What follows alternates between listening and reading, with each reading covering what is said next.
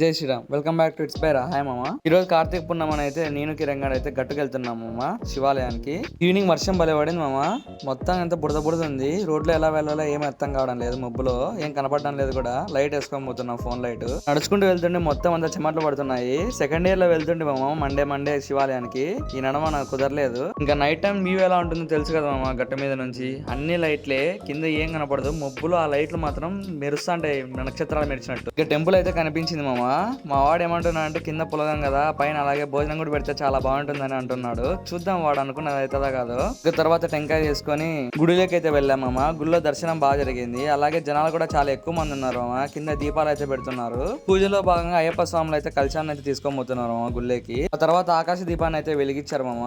మీరు కర్నూలులో ఉంటే ఈ గుడికి ఎన్నిసార్లు వచ్చారో కామెంట్ చేయండి. ఇక భోజనాలు అయితే స్టార్ట్ అయిపోయామమ్మా. ఇంకా భోజనానికి అయితే కేసరిబాదు, పులిహోర, పెరుగన్నం అయితే పెట్టారు మామ. మా వాడైతే సూపర్ ఉంది అంటున్నాడు. ఫైనల్ గా అయితే మాకు పులగం బాధలు అయితే తప్పాయి మామ. ఇంకా భోజనం కంప్లీట్ చేసుకొని పీజీకి అయితే స్టార్ట్ అయిపోయాం మామ. ఇంకా నెక్స్ట్ వీడియోలో మళ్ళీ కలుద్దాం. Okay bye.